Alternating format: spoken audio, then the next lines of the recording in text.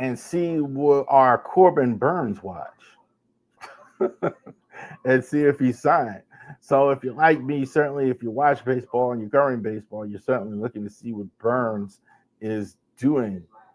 Orioles have made some moves. We'll go over that. We'll go over MLB free agency, and especially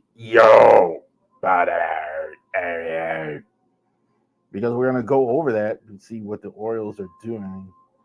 Uh, hey, Burns, dude, I've been hearing the Giants for Burns all night here, but I don't think anything's done yet as of this recording live, as of this live airing rather, that we're doing right now. Let's see here, the latest. There's nothing on Burns yet as far as that goes. So let's go over what's happened because a lot has happened in MLB free agency here and the Orioles. So we're going to go over a list here, similar to the list I had here as far as what we thought would happen in MLB free agency as well. What's happened, what's happening as well. Orioles have been busy making moves. Let's look at a lot of the league. Kyle Hagosha, I think I'm saying it right. I'm pretty sure I butchered the name. 35 years old. He went ahead and signed with the Rangers. He's going to play with Jotunheim as well. Played last year. Played well last year with the Padres. He went ahead and signed with the Rangers. Travis Arnott, I would have had him on the list the last time I went over free agents, but I was pretty sure he was going to sign with Atlanta. He had an option, but they didn't opt in. Angels go in and sign him. So definitely he's going to go ahead and start Angels. Angels have been fairly active, not necessarily super high-end free agents, but they've been fairly active. Carson Kelly, I have the Cubs. I haven't seen that official.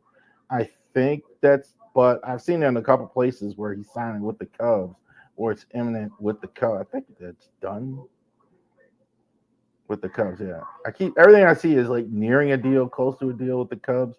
Everything with the Cubs. So looks like the Cubs is going to be what it is for Carson Kelly.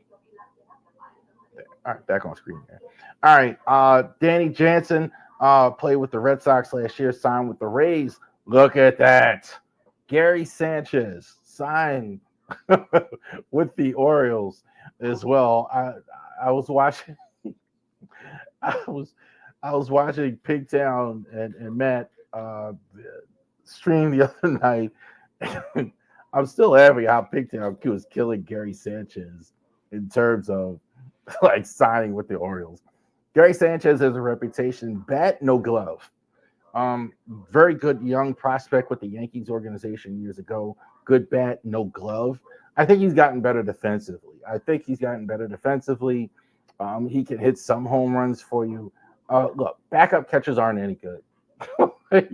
I'm not as hard. I would have rather have kept James McCann, honestly, in my opinion. I think that would have actually given me a better chance to sign Burns.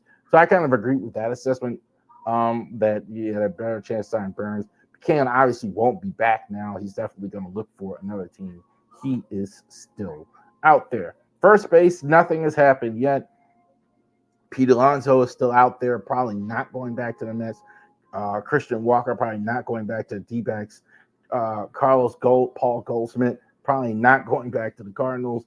Carlos Santana probably not going back to the Twins. And Josh Bell seems like he changes teams every year. So they're still out there. Good big bats. Not heard anything yet on Gabe Torres, Jorge Polanco out there still with a club option. I think that's true as well. Jorge Polanco.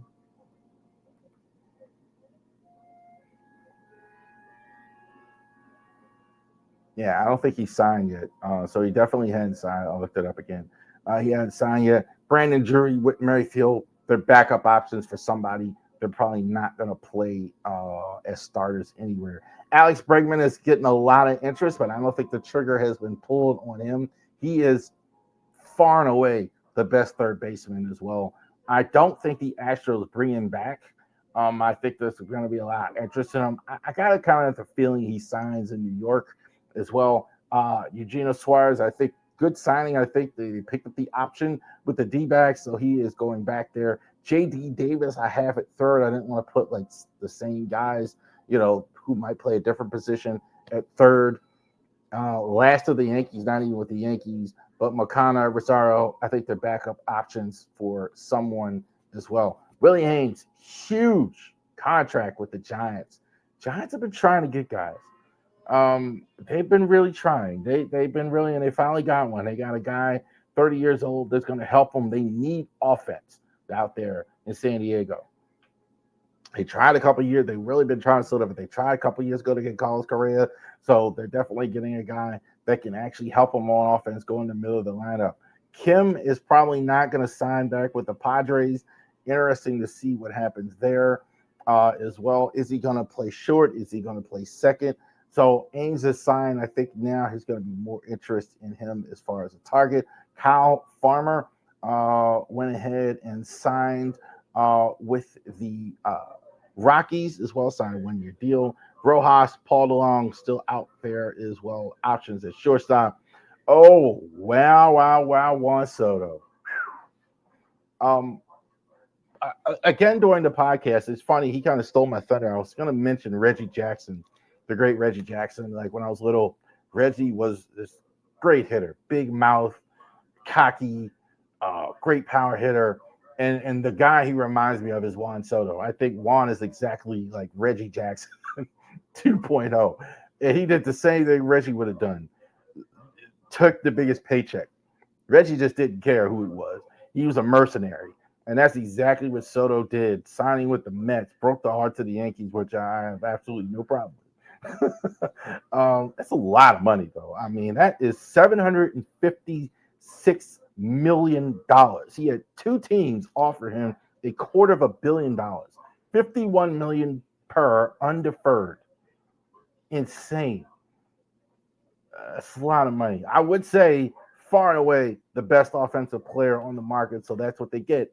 That's what it's going to cost you. Teoscar Hernandez still out there. Haven't heard anything yet on him. Anthony Santander, it's over with the Orioles. So definitely thank Anthony. I think he was the longest tenured guy out there in free agency. Definitely looking for a new team. Hearing with the Blue Jays, he's looking for a new team because Tyler O'Neill is going to come to Baltimore. So the left fielder, I think it's 3 years. 48 million, I think 16.5 million per for Tyler O'Neill to sign that he signed with the Orioles. So that's a lot of money. Mike Elias talked about it. I saw his interview with him again today. He said the right-handed bat. So a lot of lefties. Kerstead, Kowser, and Cedric are lefties. He wanted a right-handed bat in the outfield. I do think this means something for Kerstead. I don't necessarily buy the fact that this is going to be a platoon. I think people are saying that that's kind of what the management and the that's kind of a company line to me. You don't pay a guy $16 million and platoon him. Now, what they're going to say is, when asked about Kerstead, is, well, we're going to move these guys around. They're going to say that for sure. That might be true because it's certainly true during 162 games. But this is going to be your starter. This is going to get the guy. Now, it may be left. I don't know. Or right. They may move Kowser to right. I'm not sure yet. I would assume the hole's in right. He can play right. It's going to be right field. But I definitely believe that Tyler O'Neill is going to be the absolute starter in right field for the Orioles. Definitely not bringing back Anthony Santander. I don't think it'll be Kerstead either. I think Kerstead is going to be your fourth option. He'll play some, but it'll be your fourth option. Anthony Verdugo, still waiting on a deal. I haven't heard anything yet on Verdugo. I put Osuna there. I didn't have him there in the last graphic because what happened, I thought pretty much did happen. He did have an option. Braves picked it up. He went ahead and signed. Osuna was fantastic. He was definitely in the MVP conversation last year. JD Martinez, Jock Peterson, Ryan O'Hearn's option was picked up. So again, Orioles got a lot of options, got a lot of bats. Mike Elias, Brandon Hyde don't like to commit. This would have been a good opportunity. Actually let Ryan O'Hearn go. They wanted to keep him. They want him against They want him against the. He only bats one side. Against one side anyway. So interesting to see.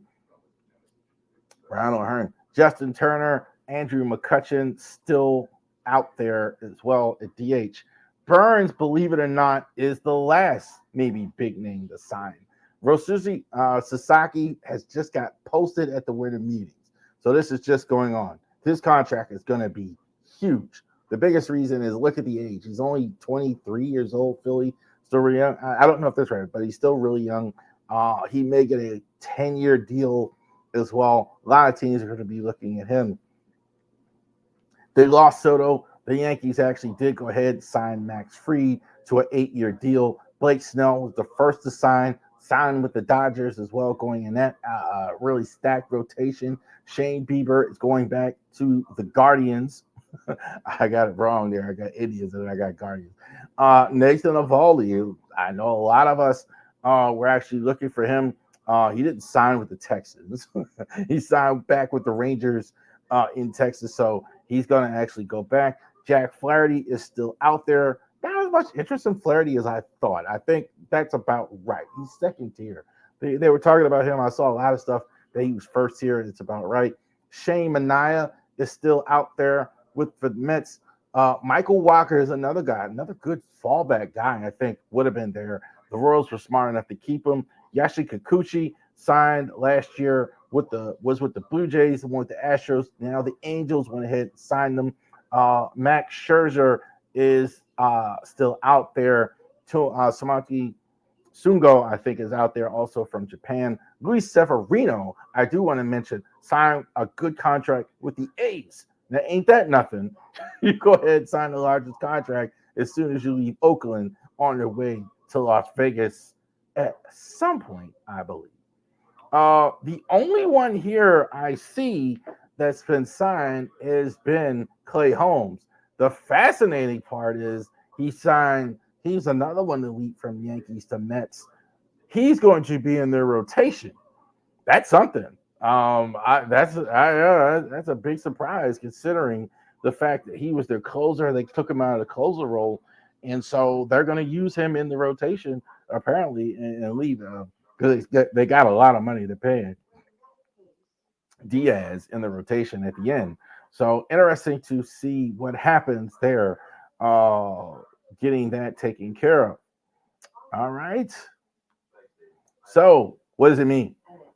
The East is changing. Let's talk about a little bit about the East first. That's a big blow to the Yankees. I think the Yankees losing Soto, their offense took a big blow. They did sign Max Fried, which is going to help. Their rotation is still really good, so they're going to be in games, but that's a huge loss for them in the rotation. Blue Jays, I still don't know what's going on. Like, I think they made the talk of Santander, talk of Burns, talk of these guys. I don't know if they're trying to please the fans. I don't think they're going to re-sign Vladdy. So it'll be interesting to see. Rays kind of are where they are. They may make a pitcher signing, I think, but they kind of are in the same spot. They're going to be playing in a minor league stadium. So we'll see what's going on there. Red Sox, I think, signed Garrett Crochet today in trade. So they traded a bunch of minor leaguers to go ahead and get Garrett Crochet. Orioles, I know, had their eyes on him, but they actually stuck their neck out and actually made the trade for Crochet there as well. Interesting to see what happens with that. Orioles, I'm fine with the moves they made. I think, but they haven't really moved the ball forward. So Burns is still there. I think we're all still hoping for that. I haven't heard the Giants is what I keep hearing, but we will see. I will come back if there was another video, if it is anything else to report there. But as of right now, I have not heard anything on Burns as of yet as well. Pitching, I think they're still going to need it. So they're definitely going to start looking at some of the pitching. Are you still looking at some starting pitching? Are you still looking at Sasaki? Burns is still out there. I don't think they'll sign Flaherty, but a Shane Manaea, anything like that is out there. So we will see how the Orioles move forward on the Hot Stove. Let's go. Thank you very much for joining us here.